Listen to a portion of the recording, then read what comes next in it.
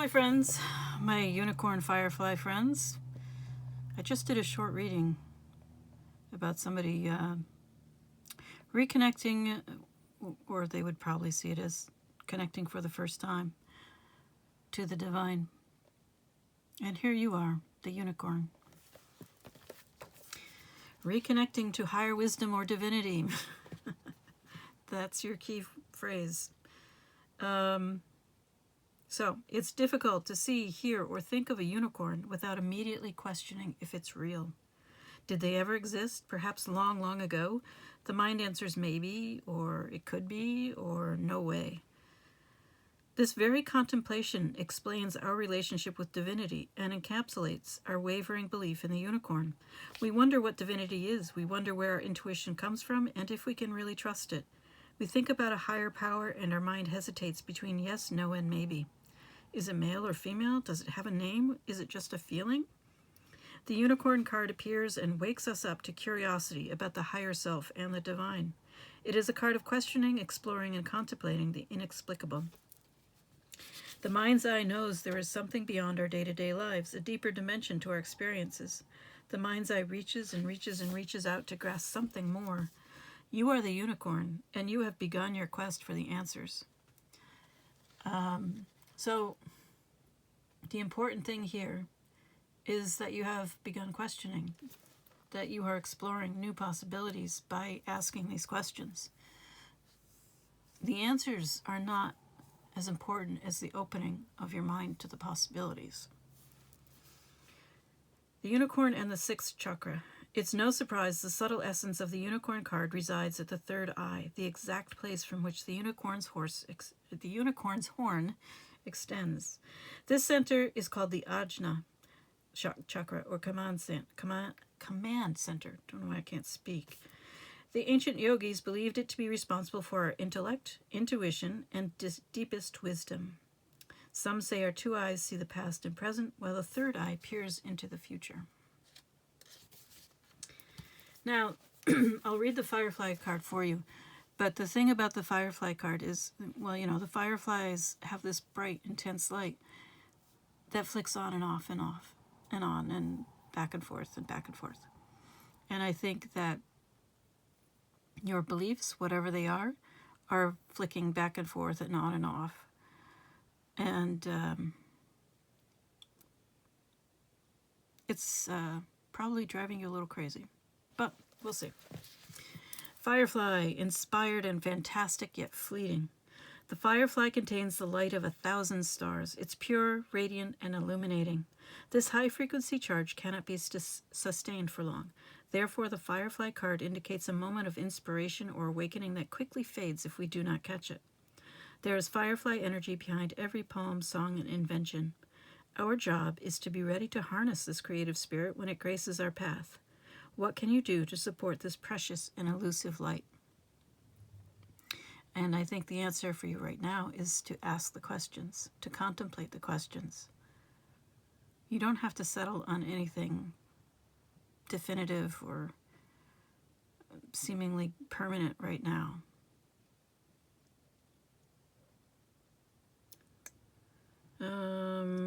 Okay, when in balance, writes, creates, brainstorms. When out of balance, burnt out, feels dull. To bring into balance, write a poem, draw, do whatever creative outlet thing you do. You are in a very interesting place. My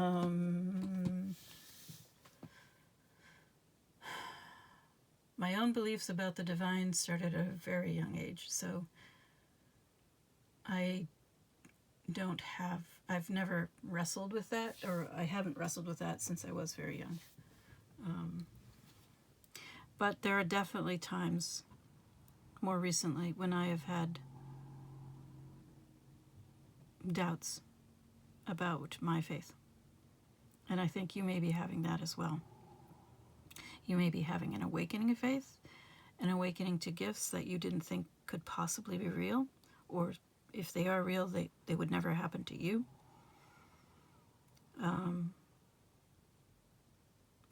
So it's kind of a very unstable part of your process right now. but that's okay. That's how everyone starts out. So let's see what your tea leaf cards have to say.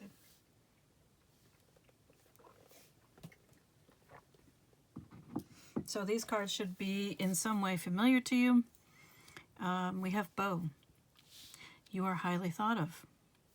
We also have lobster, financial pinch. That's less fun, but we have new opportunities, possibilities, and paths opening up. Perhaps in June, since we have June here.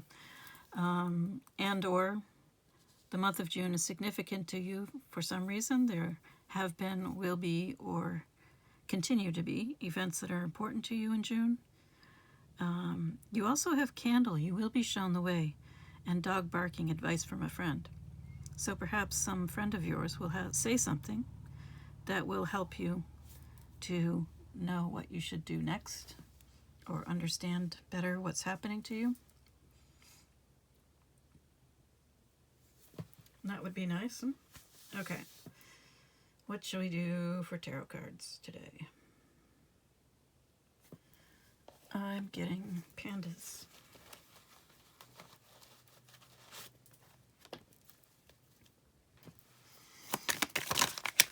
King of Wands. That's interesting.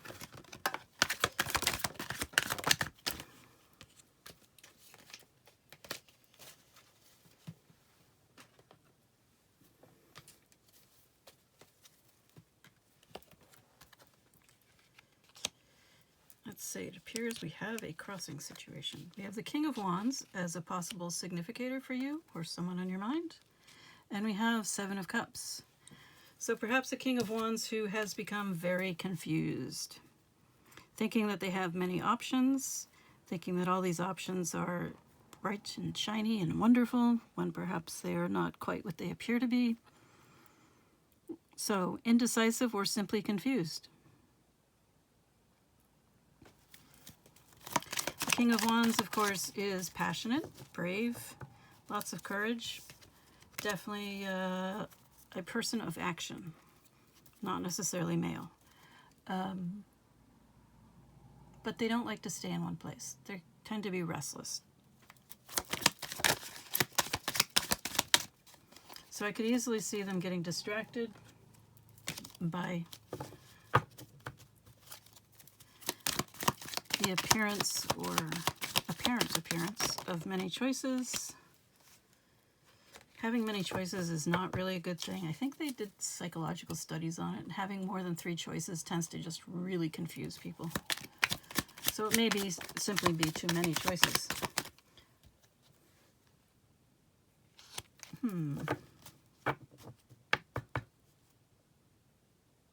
Five of Swords. Now that's a challenging one. It is in a crossing position, as well as now we have the Five of Pentacles. Wow. Okay. And what's this? Two of Swords.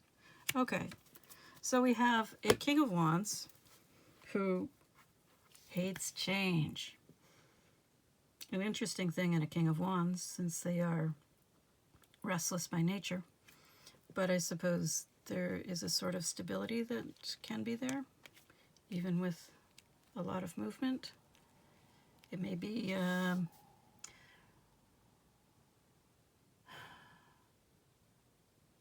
even if there's lots of movement, there may be the same kinds of things over and over again. You know, so somebody who has sort of, maybe they have several hobbies, but they just move from one hobby to the other hobby, to the next hobby, to the next hobby. So they're always moving, but there isn't much change. But we have the Five of Pentacles, which is about a scarcity mindset and a sort of self-imprisonment as well, because there is a way out, so to speak. If you would only choose to see it and take it. So there's a certain amount of self-pity that tends to happen there.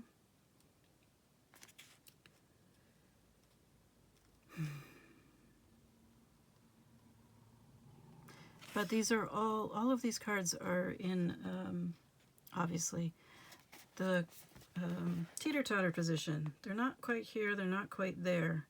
They could go either way. And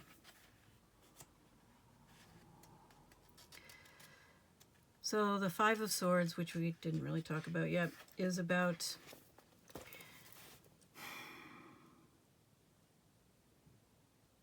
unethical behavior. Let's call it that.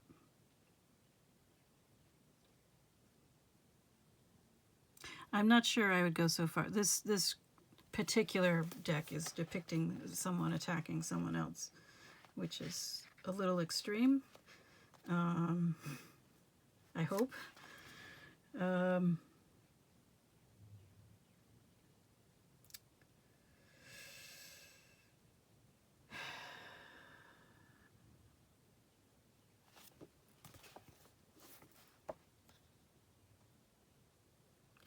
I see it as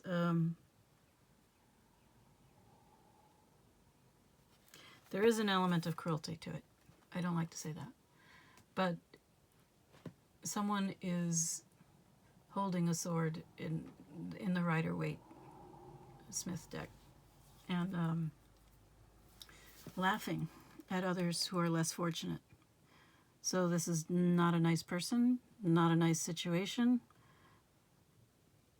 They, like I said, they're lacking ethics and morals, and they have behaved very badly. However, it is crossing, so perhaps, or not crossing, I mean crossing, yes, but sort of changing. It's interesting. You have Two of Swords. Well, stagnation. Sorry, I don't know why I said change, but change is definitely... All of these cards being in a crossing position makes me think of change. Okay, so none of these are in the upright, none of these are in the reverse. They're not quite here, they're not quite there. So everything is sort of holding its breath before it moves. Is it going to go upright? Is it going to go in reverse? Some of these cards you'd really like to go in reverse. And some of them you'd like to move, well, no, all of these you'd like to see in reverse. All of these you'd really like to see in reverse.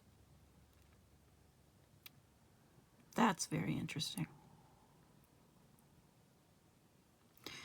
Two of Swords, Five of Pentacles, Five of Swords, Seven of Cups. In reverse, Seven of Cups, we have clarity. In reverse, for Five of Swords, we have the person, or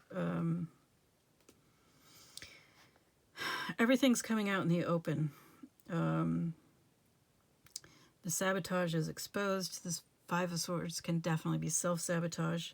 So perhaps an end to that, especially with the next to the Seven of Cups. There's definitely some indication of self-sabotage there.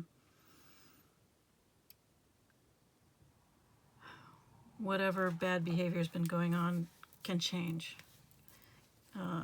It's coming out into the open. It can be dealt with, and it can change. Five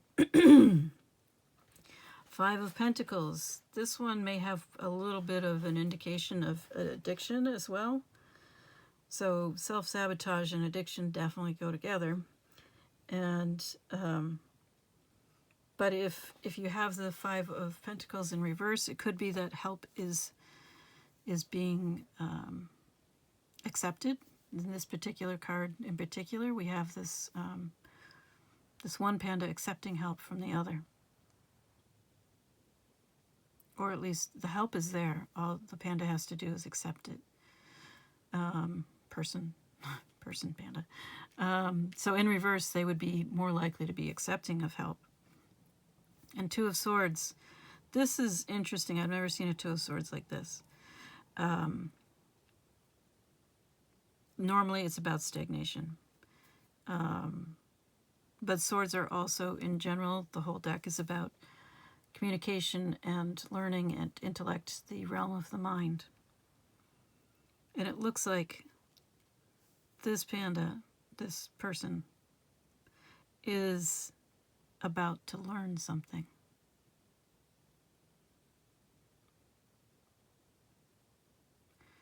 So they're about to accept help. They're about to learn what they need to learn. They're about to move away from stagnation and self-sabotage and distraction. This could also be someone who is has been using distraction to deal with their life instead of other more healthy coping mechanisms.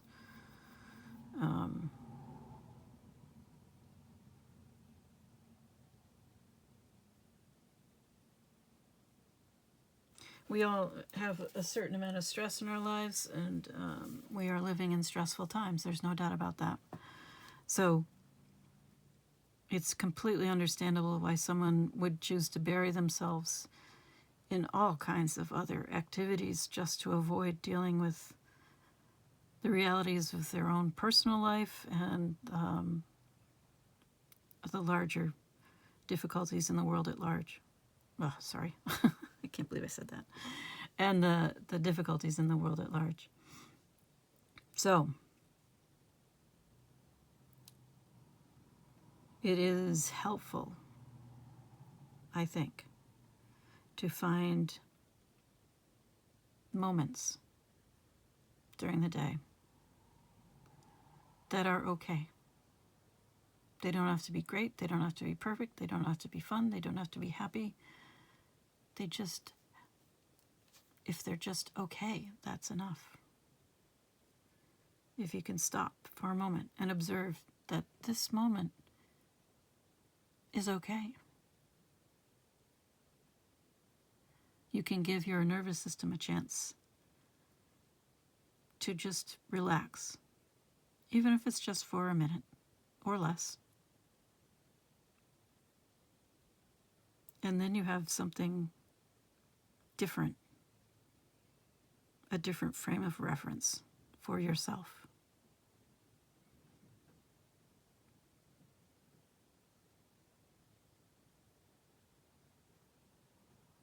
And you can build on that eventually. I'm not saying it'll happen right away, but I think it is a step towards this unicorn becoming permanent instead of flickering on and off like the firefly, which would be a bit destabilizing. Which is, it's where you start. It's not bad. It's maybe not terribly comfortable, but it's not a bad thing at all. It's just part of the process.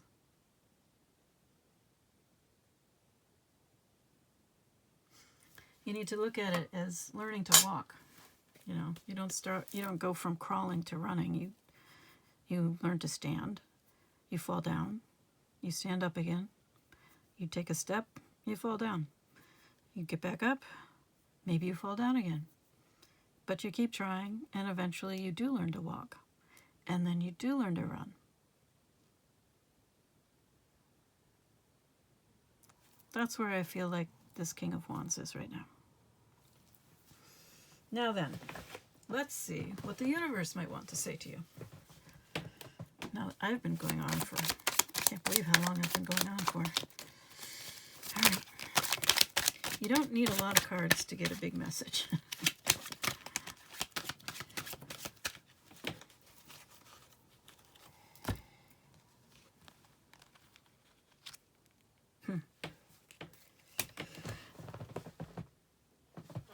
The words that are jumping out to me right now are torn up. So from this card, I'm getting torn up. And then we have the heart card, love, desire, joy, bliss, affection, fulfillment, kindness, forgiveness, romance. The last bit of the card isn't really grabbing me, but the top part of it, love, desire, joy, not so much bliss, but affection, fulfillment, kindness, forgiveness. And I am not someone who's drawn to forgiveness that much.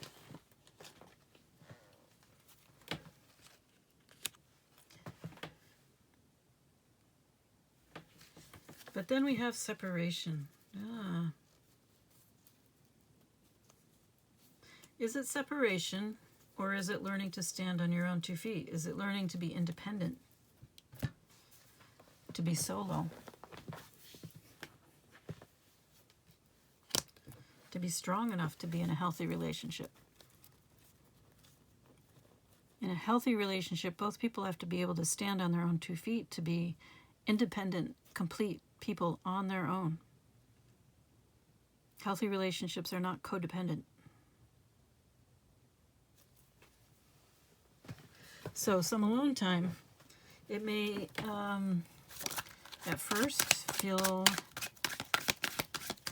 uncomfortable, but it can also be a refuge. It can be very protected.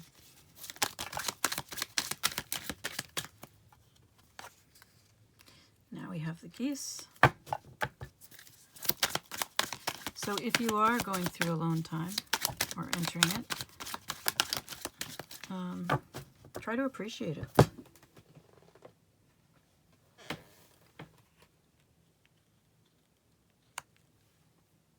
I'm seeing it very much as a cocoon for you, or the person on your mind. All of this whole row, it says, metamorphosis, yes. This is just all cocoon. I mean, when you're in the cocoon, you're very, very vulnerable. And moving into the cocoon so that you can become the butterfly, you can go through this metamorphosis. It is a quest. And not an easy one. Anything else the universe would like to say to you?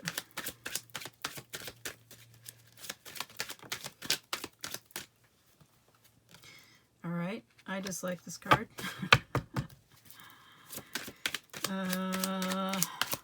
The head of the pack mentality, the alpha male mentality.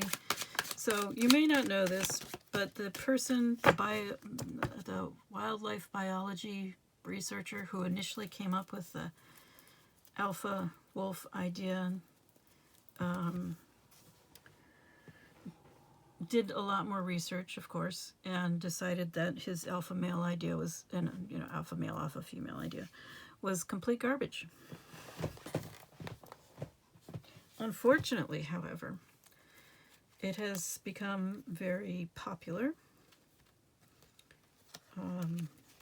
culturally speaking, with many people seeing it as a positive when there is no natural basis for it. The alpha wolf thing is completely false. So there is no justification for this idea. Not looking to nature, and in human society, I think we can see that it's quite toxic.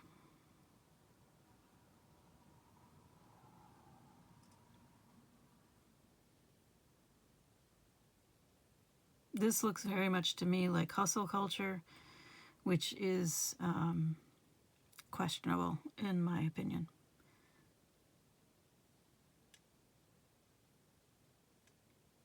It is kind of giving lip service to success because it produces a certain kind of success, the illusion of success, the trappings of success without any substance behind them.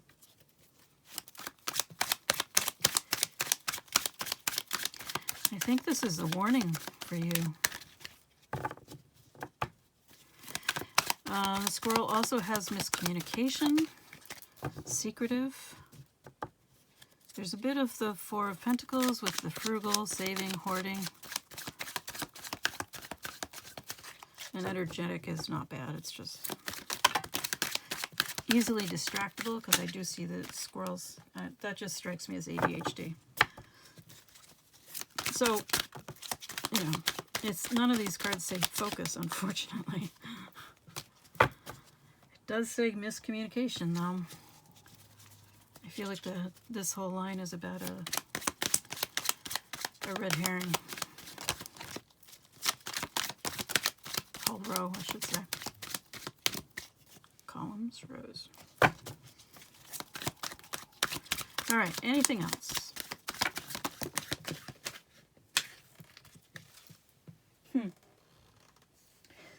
Well, we've got a mask here. That's certainly in line with the secretive message.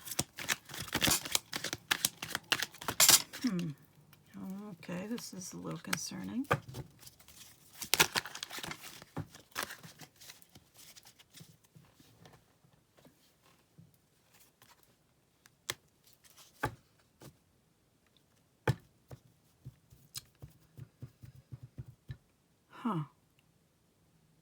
So I can see this mask card going a couple of different ways. First of all, it can definitely be part of the metamorphosis process, because at a certain point in the process, you're still living your regular life. You're still in the same environment you were in. You still got the same friends, the same family, the same job, and we all go through this. When we go through an awakening, we hide it for a while. We have to. We're too fragile to let anyone in on what's happening to us, and they wouldn't understand. So we put on a show of normalcy for a while, maybe a long while, and it's just part of the process. And while we're wearing this mask, while we're in this cocoon stage, we're still taking steps. We're still recovering ourselves.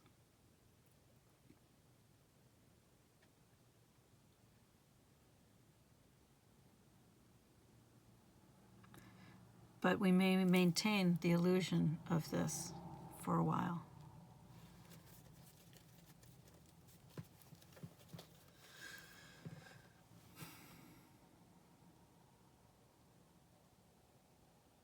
I'd like to know more about the boomerang, though. What are we recovering here? I mean, I think it's just, a return to self, which awakenings are frequently a return to self. A lot of people describe them that way.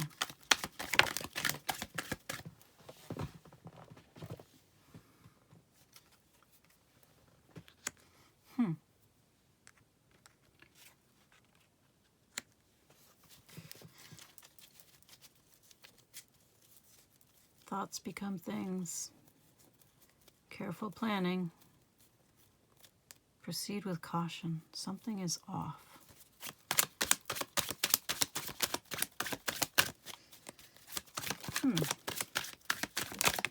Perhaps this King of Wands has a very toxic situation around them.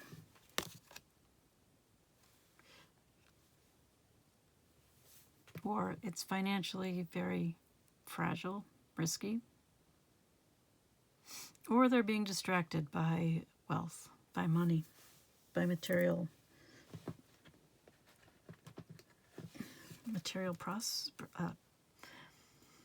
prosperity, material abundance. That's what I'm trying to say.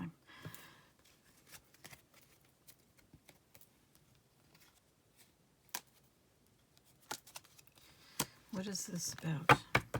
This warning, this red flag.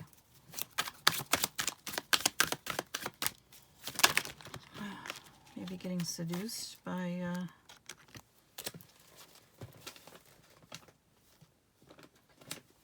material lifestyle. Oh, maybe seeing the person on their mind. Well, yeah.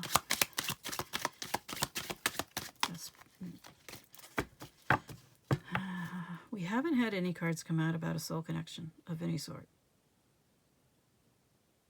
Which doesn't mean that you can't get involved with someone who's very distracting.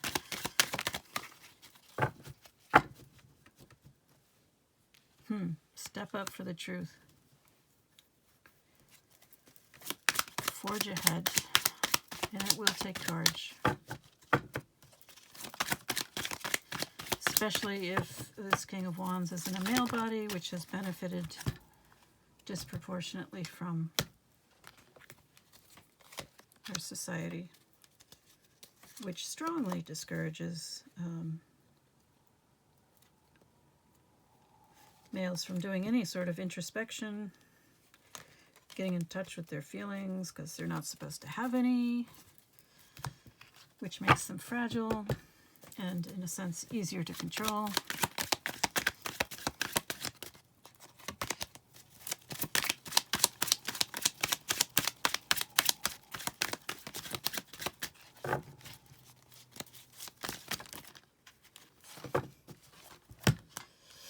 All right, my unicorn person, you are still needing to get centered, which we already talked about. Meditate.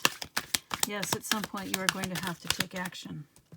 But right now, the only thing you have to do is sudden change in direction. Oh my. Moving on. Course disruption right here. So you definitely have to change direction. But you do have to get centered to meditate. Balance opposing forces.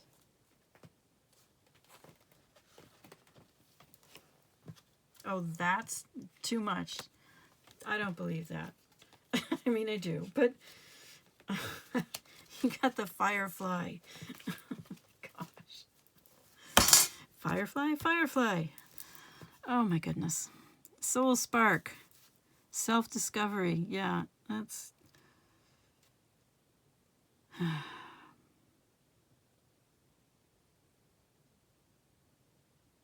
So you are really going through a really big metamorphosis right now, and it's going to, you're going to discover all kinds of things about yourself. Perhaps a creative spark. Says someone exceptional. I'm guessing that's this person on your mind, who appears to be female, but luck is on your side.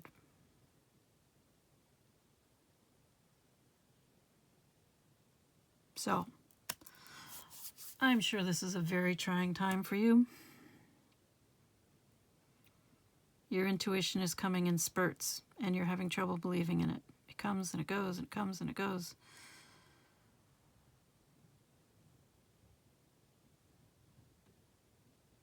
It's not established yet. That's okay. You are going to have to take a leap of faith. You are going to have to make a real big change in direction. You've got 2 cards of that.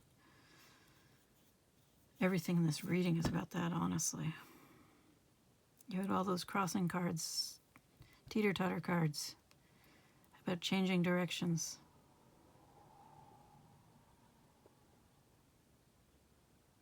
You are on an exceptional journey, whatever it may be. And I think the return of what's yours is really just a return to the self. However unexpected and surprising it may be for you.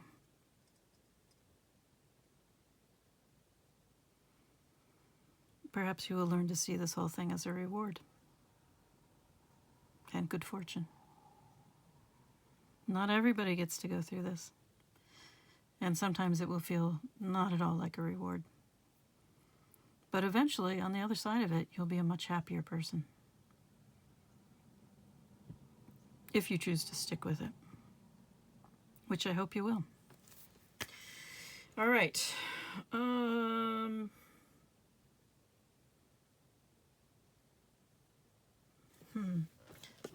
Let's see if I can get you an archetype card.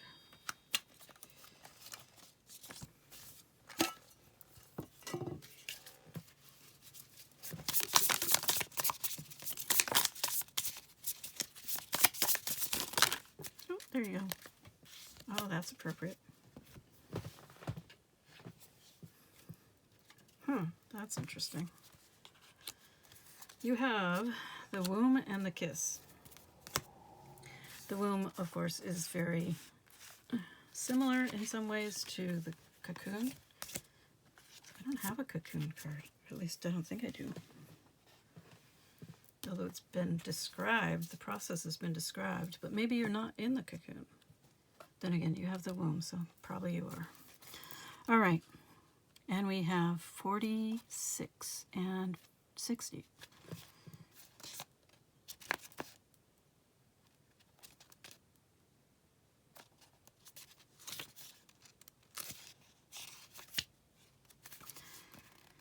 The womb, the nest, the belly, the origin. Everything has an origin story. The womb archetype asks us to contemplate the beginning beyond the beginning, the mother beyond the mother. In a world that often negates the power and necessity of feminine principles, this card returns us to the warmth, tenderness, and sacred intelligence from which we came.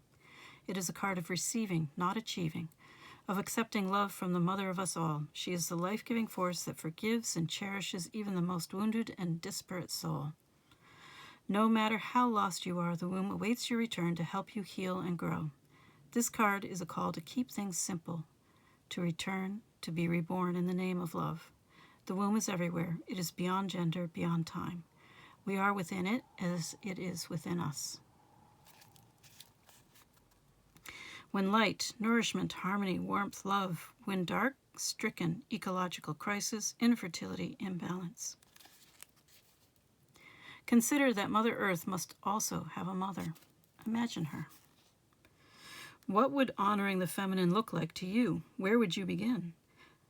Imagining yourself as loved is a good place to start. Hopefully you do see yourself as loved. Okay, the kiss, the touch, the chemistry, the sex. Before a first kiss, the air is electrified. Each breath is alive with possibility and magic. What will their lips be like? Their tongue? Do they want me in return? The archetypal energy of the kiss is a heightened sensation of merging with other, of letting in what was moments ago separate. Two become one. It is risky but beautiful business. These moments forever change us as we move past the solitary self toward union and acceptance. This card suggests true intimacy is around the corner, which requires bravery and surrender. When the kiss takes a non-human form, it may be experienced as touching the sacred, hearing a whisper, or being graced by a divine being. You will recognize the presence of the kiss by cold chills and an awakening of the heart. Sensual expressiveness, merging, inviting. When dark, neediness, pressure, dominance, disrespect. Write down the story of your first kiss. What was changed in that moment? Intimacy is multi-layered and requires our reflection. Revisit what you consider to be sensual, taboo, acceptable, shameful. Wow, that's a lot to consider. Okay. I guess you have your homework. I am wishing you all the best. You are clearly being reborn, or about to be.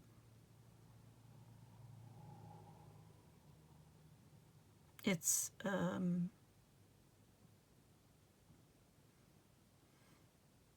don't know what words to describe it. I mean,